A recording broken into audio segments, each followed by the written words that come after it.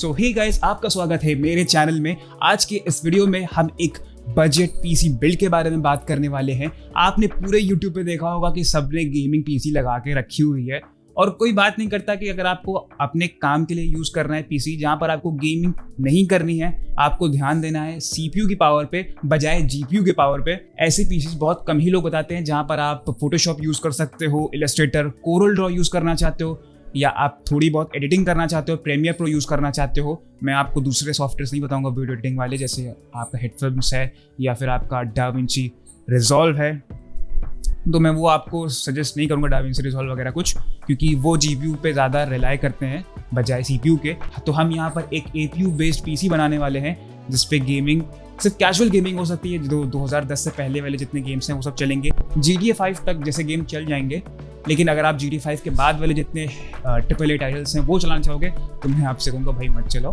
लो पे आपकी 30 से भी कम FPS आ सकते हैं। ऐसा नहीं कि गेम्स चलेंगे नहीं, चलेंगे, लेकिन वो गेमिंग वाला वो 60 FPS वाला आपको एक्सपीरियंस नहीं मिलेगा, इवन 720p लो सेटिंग्स पे भी। तो उसके लिए अगर आप करना चाहते हो गेमिंग के लिए तो आप गेमिंग की वीडियोस देखो, ये वीडियो आपके लिए नहीं है। तो यहाँ पर मैंने इस वीडियो को कुछ पार्ट्स में डिवाइड किया है। तो पहले पार्ट में बात करूंगा कि इसकी स्पेसिफिकेशन, इसके जो पार्ट्स मैंने यूज़ करे हैं वो कौन कौन से करे हैं। दूसरे पार्ट में बात करूंगा कि मेरा यूज़र एक्सपीरियंस कैसा रहा। मैंने इस पर काफ़ी टाइम से गेमिंग भी करी है थोड़ी बहुत, इस पर मैंने आपका काम किया हुआ है ग्राफिक डिज़ाइनिंग का। खैर वैसे ये पीसी मैंने अपने खुद के लिए नहीं लिया था, ये ऑफिस का पीसी है जहाँ पर इसका काम सिर्फ इतना होता है कि इसमें से फाइल्स वगैरह ओपन करी जाती है और ईमेल वगैरह के लिए। लेकिन मैं काफ़ी हैरान हुआ, काफ़ी अनएक्सपेक्टेड लगा मुझको कि तो यहाँ पर सबसे पहले बात करते हैं। मैंने यहाँ पर CPU जो यूज़ किया है वो किया है Ryzen 2200G। आप में से कई लोग कहोगे कि ये CPU ले लेते हैं या वो CPU ले लेते हैं, पुराना जनरेशन कोई ले लेते और 3500 रुपये का आप ग्राफिक कार्ड 2 GB का ले लेते तो ज़्यादा बेटर परफॉर्मेंस होती।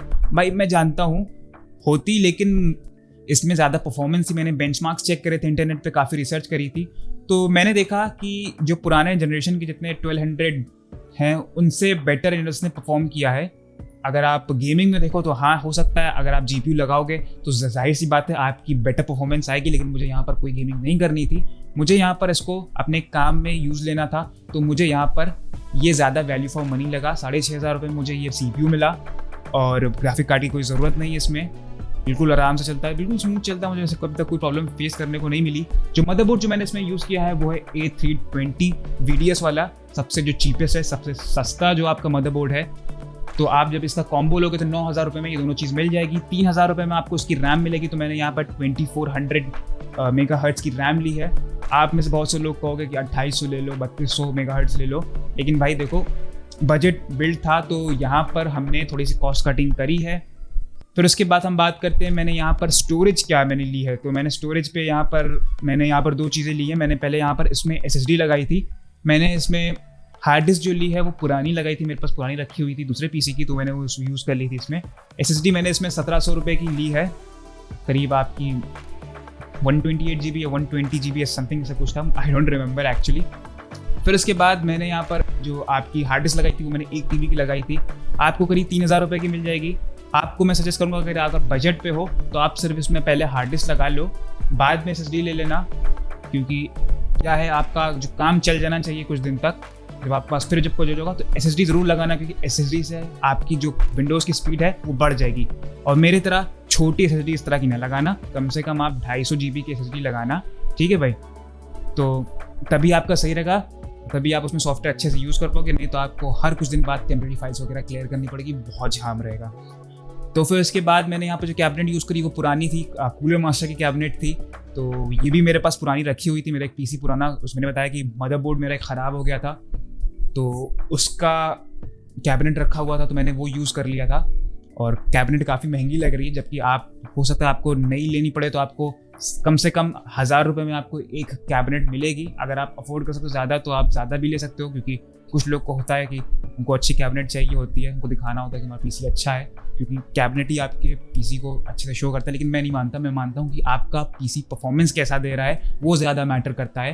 तो अगर आप कैबिनेट में पैसे कुछ कट करके आप अपने पीसी में लगा दोगे, अपनी पीसी के हार्डवेयर में इन्वेस्ट कर दोगे तो ज़्यादा बेटर होगा। खैर मेरे पास तो पुरानी कैबिनेट रखी हुई थी तो मेरे इसमें कोई खर्चा नहीं हुए। और PSU मैंने यहाँ पर सर्कल की यूज़ करी है। एग्जैक्ट मॉडल है वो आप यहाँ पे स्क्रीन पर देख सकते हो। अमेजोन पे अभी थोड़ी सी सर्विस महंगी कुछ दिन हुई है, लेकिन आपको ऑफलाइन 700 रुपये तक की मिल सकती है। ये काफ़ी पॉपुलर है। मैं आपको इससे नीचे कोई रेकमेंड नहीं करूँगा क्योंकि यही अच्छी खासी सस्ती है। वरना अगर आपके पास अगर बजट है तो आप कॉर्सेर पे जाओ, पूरे मास्टर की कम से कम जो 2-2.5 हज़ार रुपये की जो आती है उस पर आप जाओ। लेकिन अगर आपको उतना बजट नहीं है, क्योंकि हम वैसे ही PC हमारा काफ़ी सस्ता है, तो आप सर्कल की इस PSU पे जा सकते हो। आपका सिस्टम है काफ़ी स्टेबल चलेगा, कोई प्रॉब्लम नहीं होगी।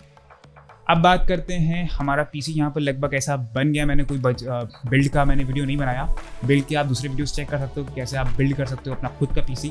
मैं आपको रिकमेंड करूंगा कि आप खुद से ही बिल्ड करो, ज़्यादा बेटर रहेगा, आपके काफ़ी पैसे बचेंगे। तो अब बात करता हूँ मैं इसकी परफॉर्मेंस के बारे में। तो यहाँ पर मैंने इसको करीब 2 महीने पहले बनाया था और मैं इसको करीब 1 महीने से यूज़ कर रहा हूँ अपने घर पर, क्योंकि मैं इसकी परफॉर्मेंस से काफ़ी हैरान हुआ। मोर देन एक्सपेक्टेड इसने परफॉर्मेंस दी और परफॉर्मेंस काफ़ी अच्छी है जिस हिसाब से इसका बजट है। 17,000 रुपये में मैं ज़्यादा उम्मीद भी नहीं कर सकता था, लेकिन यहाँ पर इसमें प्रीमियर प्रो की वीडियो तक एडिट हो जाते हैं। मैंने यहाँ पर फुल HD वीडियोस एडिट करे हैं, यहाँ तक कि उसमें कलर ग्रेड किया है। तो मैंने यहाँ पर कुछ वीडियोस बनाए थे और रेंडरिंग वगैरह काफ़ी जल्दी हो गई थी। मेरे पास और भी PC थे इंटेल के i3 वगैरह इसी बजट में, लेकिन इसकी जो रेंडरिंग टाइम है वो मुझे i3 से भी कम ही लगी। तो मैं काफ़ी हैरान हुआ इसकी परफॉर्मेंस से। यहाँ तक कि इसमें बिना मैंने ग्राफिक कार्ड की GTA चलाया, जो कि मैंने इससे पहले कभी किसी APU पे तो कभी नहीं चलाया था। बस यही एक APU जहाँ पर मुझे लो पे 40 FPS तक मिल जा रहे थे और मैंने पूरा GTA 5 गेम कंप्लीट कर लिया इस पर।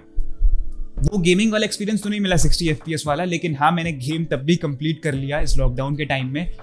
और फिर मुझे पता लगा कि हाँ गेमिंग आप कर सकते हो, लेकिन आप गेमिंग एक्सपीरियंस सिर्फ कैजुअल गेमिंग कर सकते हो, हल्की फुल्की वाली। ज़्यादा उम्मीद मत करो कि इससे आप स्ट्रीमिंग भी कर सकते हो। स्ट्रीमिंग भी पॉसिबल नहीं है। जैसे आप सोचो कि आप PUBG वगैरह खेलने लगो इस पर, PUBG PC वगैरह, तो वो सब इस पर नहीं सही से चलेगा। 720p पे लो पे भी काफ़ी कम FPS आएंगे और स्ट्रीमिंग तो बिल्कुल भी पॉसिबल नहीं, क्योंकि इसमें सिर्फ आपके 4 कोर और 4 थ्रेड्स हैं। तो एक्सपेक्ट ना करना। आप सिर्फ इसको फोटोशॉप वगैरह के लिए आप वीडियोस वगैरह अपलोड करना चाहते हो, तो हल्की फुल्की एडिटिंग आप करना चाहते हो उसमें वो कर सकते हो। आप आफ्टर इफेक्ट्स पे थोड़े बहुत काम कर सकते हो, इलस्ट्रेटर पे थोड़े बहुत काम कर सकते हो। तो इन कामों के लिए ये मोर देन इनफ है अगर आप शुरुआत कर रहे हो। लेकिन अगर आपके पास 17,000 रुपये का बजट है, आप फुल PC 22,000 या फिर 23,000 में पूरा फुल PC बनाना चाहते हो और आपके पास पैसे नहीं है, आपको पहला अपना PC खरीदना है, तो भाई इससे वैल्यू फॉर मनी आपको PC कहीं नहीं मिलेगा अनटिल अनलेस आपको गेमिंग ना करनी हो, क्योंकि गेमिंग में आपको GPU स्ट्रॉन्ग चाहिए होता है बजाय CPU स्ट्रॉन्ग होने के।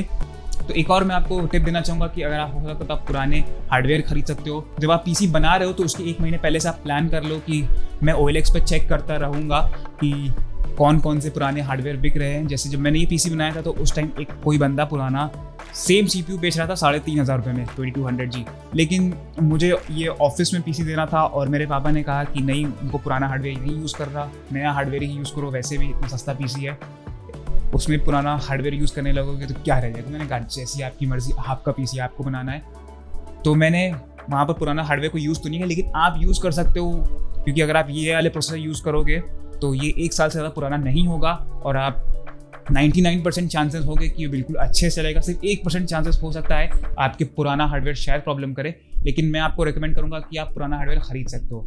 आप मदरबोर्ड शायद आप अगर किसी से बचना चाहोगे तो मैं आपसे कहूँगा कि आप मदरबोर्ड शायद पुराना ना खरीदो, क्योंकि हो सकता है उसमें कोई पोर्ट ना चल रहा हो या उसमें कोई चीज़ प्रॉब्लम कर रही हो। और हार्ड डिस्क आपकी उसकी कुछ लाइफ होती है, जैसे 8 साल की, 5 से 8 साल 10 साल ऐसी लाइफ होती है, उससे ज़्यादा नहीं चलती हार्ड डिस्क। तो हार्ड डिस्क का भी पुराना खरीदना उतना अच्छा नहीं होता, रिस्की हो सकता है, क्योंकि आपको क्या पता कितनी पुरानी हार्ड डिस्क हो, कितनी चली हो, आपकी कितनी जल्दी काम करना बंद हो जाए। फिर उसके बाद अगर आप पुराना ग्राफिक कार्ड खरीद सकते हो तो वो खरीद सकते हो, क्योंकि ग्राफिक कार्ड आपके मोस्टली सब लोग लेटेस्ट ही लगाते हैं, 1 साल 2 साल। बहुत पुराना कोई ग्राफिक कार्ड यूज़ नहीं करता है, और कोई यूज़ भी करेगा तो आपके काम भी का नहीं होगा बहुत पुराना ग्राफिक कार्ड, क्योंकि पहले ग्राफिक कार्ड बहुत महंगे आते थे, ग्राफिक कार्ड तो अब सस्ते होने शुरू हुए हैं। तो ग्राफिक कार्ड आप पुराना यूज़ करते हो। आप अगर आपके पास APU या CPU आपको कोई लेना है तो आप देखो कि नया CPU थोड़ा हो, 1 साल 2 साल पुराना ना हो, तो वो आप यूज़ कर सकते हो। और आप 1 महीने पहले से तैयारी कर लो कि आपको जो PC बनाना है तो आप पुराना सामान कहाँ से खरीद सकते हो, कैसे ही ले सकते हो। तो ऐसे आप काफ़ी पैसे सेव कर सकते हो। अपने कैबिनेट में पुरानी कैबिनेट यूज़ कर सकते हो, जिसमें मैंने यहाँ पर अपनी पुरानी कैबिनेट यूज़ करी, आप भी यूज़ कर सकते हो, वहाँ पे काफ़ी पैसे बचा लोगे आप। हो सकता है कि आपको कोई ऑफलाइन वाला बंदा बेवकूफ़ भी बना सकता है, तो पहले पीसी बनाने से पहले, असेंबल करवाने से पहले, असेंबल करने से पहले काफ़ी प्रॉपर रिसर्च करो। जैसे जब मैं पीसी बनवा रहा था तो उस बंदे ने कहा कि आप सस्ती वाली PSU वगैरह यूज़ कर लो, तो ऐसे में मेरा नुकसान हो सकता था, क्योंकि कई बार क्या होता है, इस तरह की सस्ती जो पावर सप्लाई हो सकती है वो फेल हो सकती है, अनस्टेबल हो सकती है, आपका मदरबोर्ड तक ठोक सकता है। सो आई होप कि आपको वीडियो हेल्पफुल लगी होगी, और अगर आपको वीडियो हेल्पफुल लगी है तो इस वीडियो को लाइक कर दीजिएगा, हमारे चैनल को रेड कलर के सब्सक्राइब बटन पे क्लिक करके सब्सक्राइब कर दीजिएगा, और राइट में बेल आइकन को कर दिएगा टैप, ताकि आप हमारा कोई भी वीडियो मिस ना करें और सबसे पहले देखें। तो मैं अदनान खान ये वीडियो खत्म करता हूँ। जय हिंद दोस्तों, फिर मिलेंगे एक नए वीडियो में।